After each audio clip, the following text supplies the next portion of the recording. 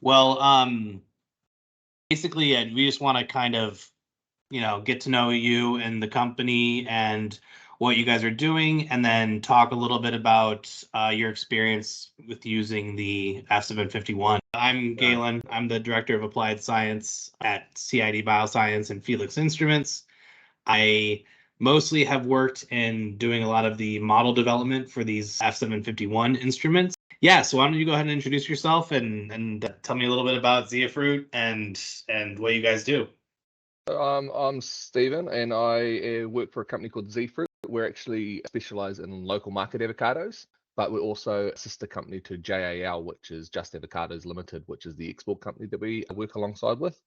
So basically, Zeafruit also touches on citrus as well as a few other varieties of fruit within Gisborne, but I'm located within the North Island Bay of Plenty, where predominantly it's kiwi fruit and avocados. So with our local market side of things, we a 12-month supply. That's our basis. That's what we want to get. But obviously, the depiction of full 12 months is quite difficult given the circumstances of supply and quality, and the amount of storms that we've had lately. Kind of is pretty destructive to our approach of that.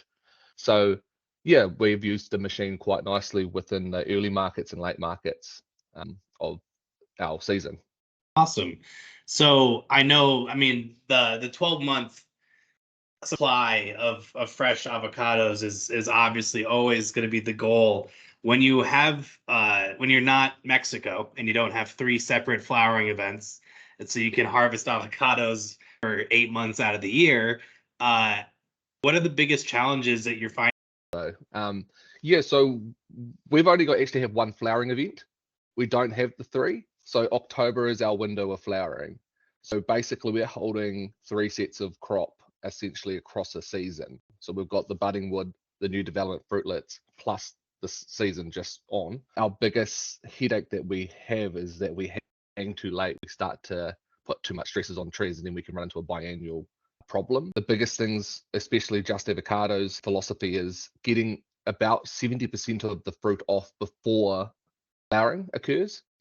But with this device, we've actually been able to go around and start doing dry matters and just seeing which are more advanced and which are not. So we tend to target those orchards that have a higher maturity level than not the other ones. So it's really a game changer in the way that we've approached our market. But again, Mother Nature is usually the way that it's one thing we cannot control. So yeah, we've had a couple of cyclones come through in the last couple of seasons, which has quite significantly affected our ability to go late. Yeah. Right. That has been, and with climate change, weather being more unpredictable, that's everyone's challenge. The whole globe's challenge, right? Is everyone globally is trying to figure out how we can sustain our food source with unpredictable weather. But that's really interesting about how, so you're using the device in the field, which is awesome to hear.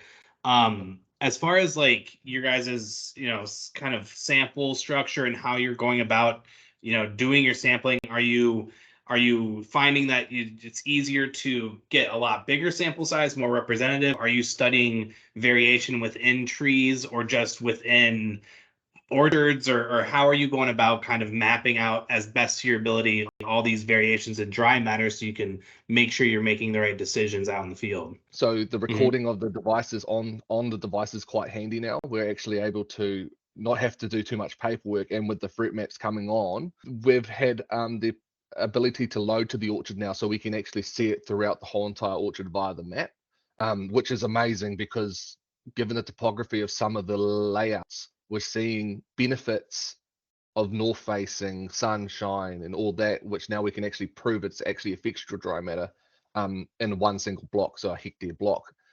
So what we tend to try and do is with the machine, now that we've got the ability to do multiple scans on one side, we aim to do 2. 3 we found it was a little bit too much of a time consumption, and 2 was giving us nice accuracy within our measurements to make us happy to what we've been achieving. So if we have to put it up for a test, we're getting the most accurate sampling available. So when we go back to a destructive test and it's sampled, I think I was about 0.6% out on a destructive official test. So growers are happy because if they fail that test, they get charged.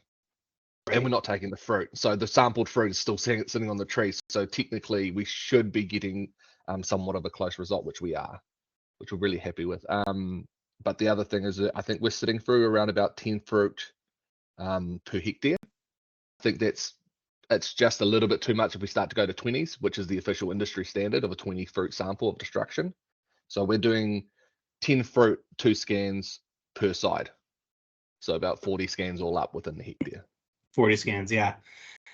So still following. I find that this is kind of just the pattern with these devices, which is, it's nice that there's already sampling structures set up. It's obviously based on having to do destructive analysis, but at least a lot of these industries, developed industries at least, have set regulations or at least guidelines for sampling in the field, so you can at least then do a direct comparison using this kind of technology, non-destructive NIR, compare it to the same exact kind of sampling that would be done, send it to the lab, have it just destroyed and tested, and then be able to compare and make sure that you're getting accurate results. Is there any other kind of factors you're already like investigating or thinking about investigating to kind of help you guys out with your 12-month supply goal? Yeah, well, as I mentioned with our trial work at the start with doing the dry matters collection data before packing occurs, we're actually starting to do trials where for the export side of things with just avocados, we're going to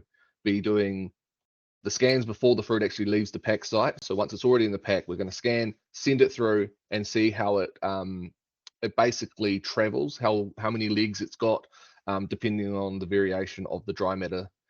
Say if we're sitting at around about 24%, which is basically a export pass, we'll see how that develops into the market going into Asia or Australia or India or wherever we may send it, North America, somewhere like that. So if we can get a basis on what's our shelf life essentially from a dry matter perspective, we should be able to run certain lines a bit better, and so we won't have any more of those problems when it arrives at port. You're going to take out the guesswork. You know what I mean? We don't want to have that risk factors involved. So the amount of work we can do on our side of the things before it leaves the site is the better for the customer at the end of the day on the other side. So there's a lot of development that's happening.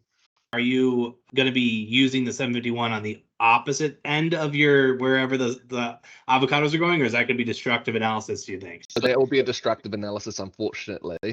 We actually have 2 devices in the Bay of Plenty and one up in the far north, but yeah, we haven't got anything on the other side yet. But as you say, they're going to do a lot of other analysis on the fruit. So it will probably be the rots, the linticil, coloration, seed coats, and all that. So you actually have to have a destructive test on that, unfortunate. But at the same time, it's going to give us some good data to see how that fruit has reacted through that travel process. So yeah, we're trying to stay away from that destructive side as possible, because that's one of our biggest advantages having this machine.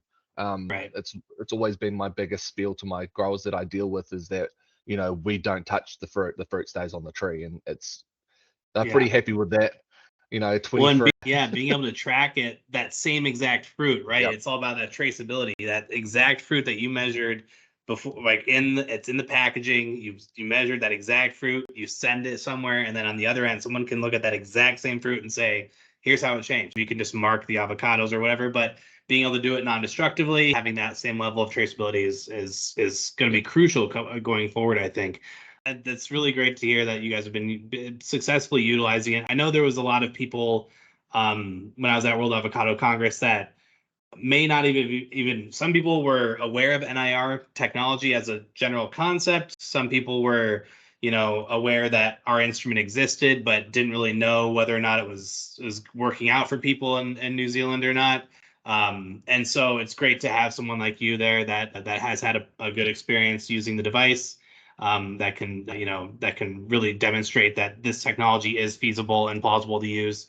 But we really strive to make sure that we are accommodating all of the major markets across the world with all of our models that we build. And so we understand how this technology works. Its modeling is not the same as doing a direct measurement, like drying out a piece of fruit, but it is a reliable technology and it is very consistent. It takes out the laboratory analyst consistencies and all that stuff. Yep. And it makes it portable. And the non-destructive part is just like the big bonus at the end where it's, you know, you don't have to destroy the fruit. And you cut down your time frame from a 24-hour or 12-hour test to 10 minutes, and the results are there with the grower. That's the beauty of it too. I mean, they're happy to see where they're sitting. So yeah, beautiful. Yeah. All right. Well, thank you so much for chatting with me. Do you have any questions for me or anything that you need from me other than that? No, I think there's some other things that I'm been looking on the website as and within the leaf analysis and the root sampling imaging stuff, just because we've got opportunities to look at some of this stuff now, just to do with Gisborne being affected with the major flood that happened. And I'll be really interested just to see how that root imaging system and the leaf analysis would work. But I can put that in an email and we can discuss that. Well, I do have one really quick little cool information about the root imaging stuff. The root imager that we have right now is getting a major renovation. And so we are actually updating it and we will be launching that next year. And it is a fully automated robot. So it's still the same concept where you implant the clear tubes into the ground. Yeah. But instead of having a device that you have to lower and raise manually and a laptop connected, it's all wireless. It's a robot controlled by your phone. You send it down. It does one image, travels back down and back up. We also added NIR and UV light capabilities, so you can do visible, NIR, and UV. And so that'll be launching next year. And just like with the 751s, non-destructive, you can monitor over time, monitor based on treatment, monitor based on condition, environmental, abiotic, biotic, whatever it is. So gonna be really cool. Just taking the guesswork out of it, right? Yep, exactly. All right. Thank you so much for that, Galen. I appreciate it, mate. Yeah. Hey, thanks for talking to me today. Appreciate it. And take care and we'll talk soon. Will do. Cheers, mate. Have a good one.